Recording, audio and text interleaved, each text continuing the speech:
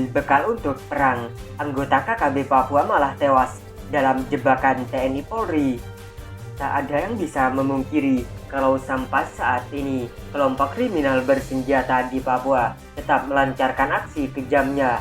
Jika tidak berhadapan dengan prajurit TNI Polri, maka anggota KKB Papua itu tak sungkan-sungkan menghabisi warga sipil dengan berbagai alasan. Mereka melancarkan aksi untuk membunuh warga secara kejam. Kebengisan anggota KKB tersebut sudah dilakukan berulang kali di berbagai tempat di Papua. Mereka membunuh lalu lari masuk hutan. Karena faktor itulah sehingga Panglima TNI Jenderal Andika Perkasa bersama Kapolri Jenderal Listio Sigit Prabowo tak henti-henti menerjunkan personel ke daerah bergolak itu. Penerjunan prajurit TNI Polri tersebut hanya untuk satu tujuan, yakni mewujudkan keamanan dan kenyamanan masyarakat sekaligus menegakkan wilayah kedaulatan NKRI Negara Kesatuan Republik Indonesia.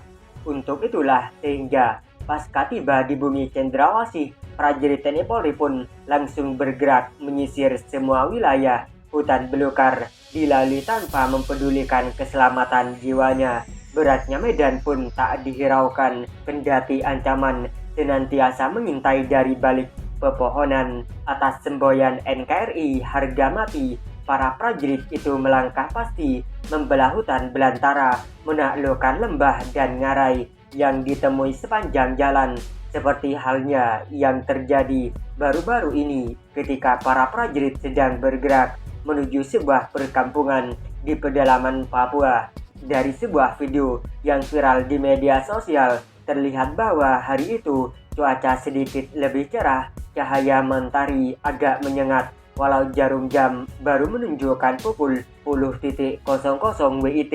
Meski jarangnya mentari demikian membakar, namun aparat berseragam loreng itu tak selangkah pun bergerak mundur. Mereka tetap maju apapun resikonya.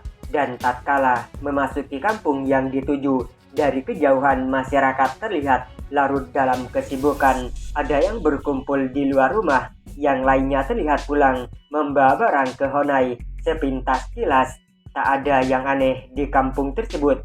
Apalagi warga juga tampak familiar menyapa anggota TNI Polri yang baru tiba di tempat itu. Meski umumnya warga akrab dengan TNI Polri, tapi tak berarti semua suka dengan aparat keamanan. Ada juga yang mendua hati, dan itu terlihat dari sikapnya terhadap TNI Polri. Makanya, setelah menghabiskan waktu membaur dengan warga setempat, prajurit TNI Polri pun harus pulang ke pos keamanan. Apalagi Sang Surya kian condong ke arah barat. Detik-detik itulah aparat TNI Polri coba menatap warga untuk mendapatkan kejujuran. Apakah ada yang masih memihak anggota KKB Papua atau tidak? Dari tatapan mata itulah diketahui bahwa di kampung tersebut masih ada mata-mata KKB. Ada warga yang rela menjadi pesuruh untuk menginformasikan keberadaan TNI Polri di kampung tersebut. Kendati kesan itu hanya sesaat, tapi bisa dipastikan bahwa mata-mata itu akan segera menginformasikan kepada KKB tentang keberadaan TNI Polri. Apalagi di beberapa titik terlihat barang menumpuk di samping Honai. Tumpukan barang itu memang diduga berisi bahan makanan yang mungkin disiapkan untuk KKB Papua. Karena dari informasi yang dihimpun hampir 3 minggu lamanya, KKB tak mampir lagi di kampung tersebut. Sementara di area perbukitan tak jauh dari kampung itu, ada semacam tanda kalau di pinggir hutan tersebut akan datang anggota KKB. Kepastian tentang ini diperoleh prajurit TNI Polri dari seorang pria yang sehari sebelum datang ke pos keamanan sekedar silaturahmi. Dari pria itulah diketahui bahwa pada hari tersebut akan ada anggota KKB yang datang mengambil bahan makanan sebagai bekal untuk berjuang melawan TNI Polri. Atas informasi itulah sehingga ketika kendaraan yang ditumpangi aparat TNI Polri melewati tempat yang ditunjuk sang pria tersebut, para prajurit pun melompat turun dan langsung masuk hutan. Sementara kendaraan itu terus melaju kencang. Ini sesuai rencana yang telah dibuat sebelumnya, bahwa di tempat itu para pria bersenjata akan dijebak agar tak lagi berkeliaran dan menyusahkan rakyat.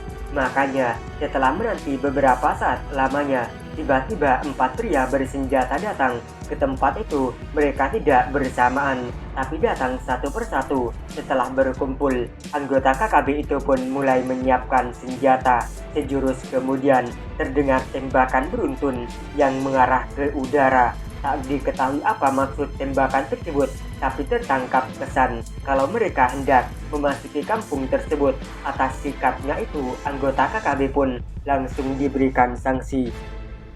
Awalnya hanya satu yang tertembak, namun karena lain berusaha kabur, sehingga prajurit TNI Polri pun terpaksa mengeksekusi. Tempat eksekusi ini memang telah diidentifikasi sebelumnya karena sang narasumber telah membeberkan bahwa di tempat itulah KKB biasa berkumpul sebelum masuk kampung untuk mengambil bahan makanan. Berbekal informasi tersebut, TNI Polri memasang perangkap dengan membuang bekas bungkusan mie instan di tempat itu.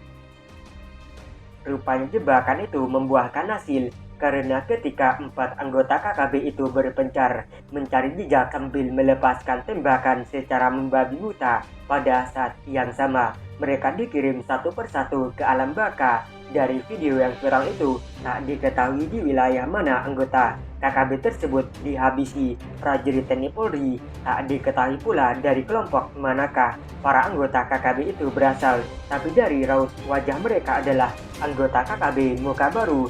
Sementara menilik senjata yang dibawa, maka anggota KKB tersebut adalah orang terlatih karena jenis senjata yang dipegang adalah senjata canggih.